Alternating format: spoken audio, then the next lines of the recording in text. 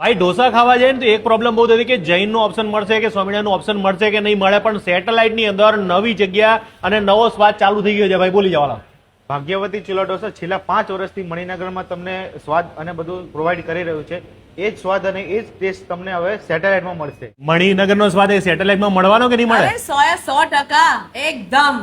ભાઈ ઢોસા ખાવું હોય તો સેટેલાઇટની ચૂલા ઢોસામાં જ આવવું જોઈએ. ઢોસાનો ટેસ્ટ બી મેન્ટેન છે ને ચીઝ બટરનો બહુ સરસ ટેસ્ટ આવે. આવો ઢોસો મેં સેટેલાઇટમાં ક્યારેય પણ નથી ખાધો. એવો ઢોસો છે, એટલો સરસ છે ને કે મજા પડી જાય એમ. બહુ સરસ છે, ફેન્સી ઢોસો ખાવાની મજા આવી ગઈ.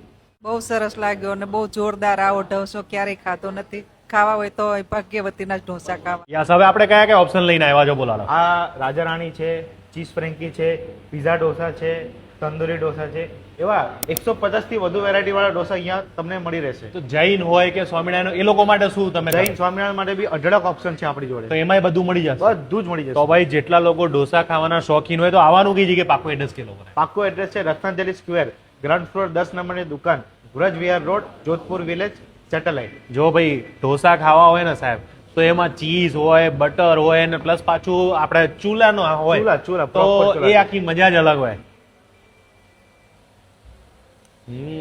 ભાઈ ગુજરાતી અને પહેલી પસંદગી જો બહાર નીકળે ને તો એક જ વસ્તુ હોય કે ઢોસા મસ્ત મસ્ત ખાવા છે ને એમાં ફ્રેન્સીમાં આટલી બધી વેરાયટી મળે છે.